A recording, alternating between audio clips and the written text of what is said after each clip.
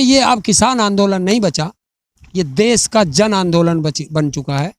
अब देश बचाने की लड़ाई है, क्योंकि देश सारा बिक रहा है और आने वाले बच्चों का भविष्य बर्बाद हो करने के उसमें आ गए हैं।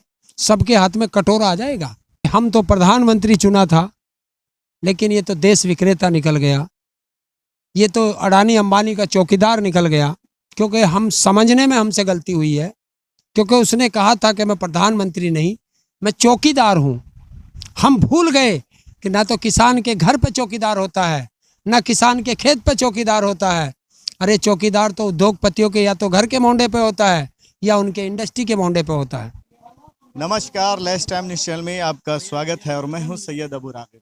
किसान आंदोलन चल रहे हैं। किसान आंदोलन को चलते चलते 10 महीने पूरे हो चुके हैं। आज हम किसानों के बीच हैं, हम इन्हीं से बात करेंगे क्या इनका मामला कहां तक आगे पहुंचा है और कल भारत बंद भी है, तो हम इन्हीं से जानने की कोशिश करेंगे। जी, क्या नाम है आपका? हरेंद्र ताऊ। क्या कहना चाहेंगे? कल भारत बंद भी होने वाला है और 10 महीने पूरे हो चुके हैं आपके प्रोटेस्ट को और अभी तक कोई निष्कर्ष नहीं निकल पाए। देखिए, निष्कर्ष निकालना ये तो सरकार का काम है। हम लोगों का काम तो अपनी आवाज़ उठाना है, वो हम कर रहे हैं। अब सरकार को देखना है कि वो अपने देश के नागरिकों से कितना संतुष्ट है, उनकी बातों से कितना संतुष्ट है। लेकिन ये कन्फर्म है कि बिल वापसी तो किसान की घर वापसी होगी, और बिल वापसी नहीं तो किसान की अर्थी पे वापसी होगी। ये सरकार सुन ले। लगातार महंगाई बढ़ते जा रहा है। आप लोग जिस तरह से कह रहे हैं कि लोगों के थाली पर से रोटी छीन जाएगी, इतनी महंगी हो जाएगी, आखिर आप लोग ये क्यों कहते हैं इस बात को? आपने कोरोना काल देखा है भैया? ऑक्सीजन किसके पास है? ऑक्सीजन प्लांट किसके पास है? उद्योगपतियों के। 200 रुपये की गैस है, 160 या 200 रुपये की, 50-50 हज़ार तक का सिलेंडर नहीं मिला जनता को, तड़प तड़प के मर गए। तो क्या हुआ? और जब ये कानून है, 3 काले कानून जब हम इन्हें बनाते हैं, जब इसके अनलिमिटेड भंडारण का इफेक्ट आएगा और सारा अनाज, खाद्यान्न पदार्थ अडानी अंबानी जैसे के सीलों में पहुंच जाएंगे और सरकार का उनके ऊपर नियंत्रण नहीं है, तो वो अपने हिसाब से निकालेंगे और आपकी भूख देखेंगे। जिस तरह आपकी ऑक्सीजन की आई परेशानी कि आज सुबह का नाश्ता आपको 50 रुपये किलो मिलता है, दोपहर को भूख देखेंगे कितनी है कि बढ़ गई, तो आज 70 रुपये का दोपहर से खाना हो जाएगा।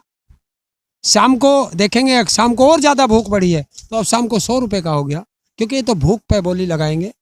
और किसान नहीं चाहता कि मेरे देश के कोई भी व्यक्ति भूखा रहे। आपके द्वारा ही चुनी हुई सरकार आपकी मांग क्यों नहीं पूरी? देखिए, हम अच्छा समझ के लाए थे, पता नहीं उसको क्या हुआ कि हम तो प्रधानमंत्री चुना था, लेकिन ये तो देश विक्रेता निकल गया, ये तो अडानी अंबानी का चौकीदार निकल गया। क्योंकि हम समझने में हमसे गलती हुई है, क्योंकि उसने कहा था कि मैं प्रधानमंत्री नहीं, मैं चौकीदार हूँ। हम भूल गए कि ना तो किसान के घर पे चौकीदार होता है, ना किसान के खेत पे चौकीदार होता है। अरे चौकीदार तो उद्योगपतियों के या तो घर के मोंडे पे होता है या उनके इंडस्ट्री के मोंडे पे होता है। तो इसने दिखा दिया कि मैं तो उद्योगपतियों का चौकीदार हूँ जब देश बिक रहा है। क्या आपने अपनी गलतियों पे आप लोग सुधार करने के लिए तैयार हैं? देखिए, अपनी जो हमने गलतियां की थी, उन्हीं गलतियों का खामियाजा भुगत कर हम जो सड़कों पे पड़े हैं 10 महीने से, 700 लोगों की हम शहादत दे चुके हैं। और अभी हमें कितने दिन यहाँ रहना है ये हमें भी नहीं पता। हमारी कितनों की हम जैसों की शहादत होगी हमें ये भी नहीं पता, क्योंकि ये अब किसान आंदोलन नहीं बचा, ये देश का जन आंदोलन बन चुका है। अब देश बचाने की लड़ाई है, क्योंकि देश सारा बिक रहा है और आने वाले बच्चों का भविष्य बर्बाद हो करने के उसमें आ गए हैं। सबके हाथ में कटोरा आ जाएगा। शिक्षा ख़त्म कर दी इन्होंने, क्योंकि अगर पढ़ोगे आप लोग या आपके बच्चे पढ़ेंगे तो पढ़े हुए होंगे तो सवाल करेंगे, और राज अनपढ़ों पे किया जाता है, पढ़े लिखों पे नहीं। तो सबसे पहले इन्होंने शिक्षा पे कुठाराघात कर दिया है। देश सारा बेच चुके। कृषि बच रही थी, कृषि भी उद्योगपतियों के हाथ में देना चाहते हैं। फिर सारा किसान मजदूर रह जाएगा, और सुबह आँख खुलेंगी, आपको जो 2 रोटी मिलेंगी वो रोटी को ही आप लोग विकास समझे, ये देश को उतने गर्त में ले जा रहे हैं। कल भारत बंद आप लोग कर रहे हैं, इसमें कौन कौन लोग आपके साथ दे रहे हैं और ये कितना सफल होगा, आपका कितना अनुमान है? देखिए, सफल और विफल की तो हम जानते ही नहीं। हमारे कोई जबरदस्ती थोड़ा ही है किसी से। हमने कहा है कि किसान हो, मजदूर हो, युवा हो, बेरोजगार हो, महिला हो, व्यापार छोटा व्यापारी हो, ट्रांसपोर्टर हो, चाहे वो ट्रक का हो, चाहे बस का हो, चाहे टैक्सी का हो, टेम्पो का हो, रिक्शा का हो, रिक्शा वाले, ये सब लोग एक दिन के लिए, देश बचाने के लिए और अपने बच्चों का भविष्य बचाने के लिए एक दिन के लिए सड़कों पे ना आए। जो इमरजेंसी सेवाएं हैं वो हमने फ्री रखी हैं। तो सबसे सहयोग मांगा है। हमारा जबरदस्ती थोड़ा ये इन राजनेताओं की तरह के डंडे लेकर पहुंच गए भाई दुकान बंद कर, फलाना कर। जो देश में किसान का उगाया अन्न खाता है, हमने उनसे अपील की है कि 27 तारीख को एक दिन के लिए आप सड़कों पे ना निकलें।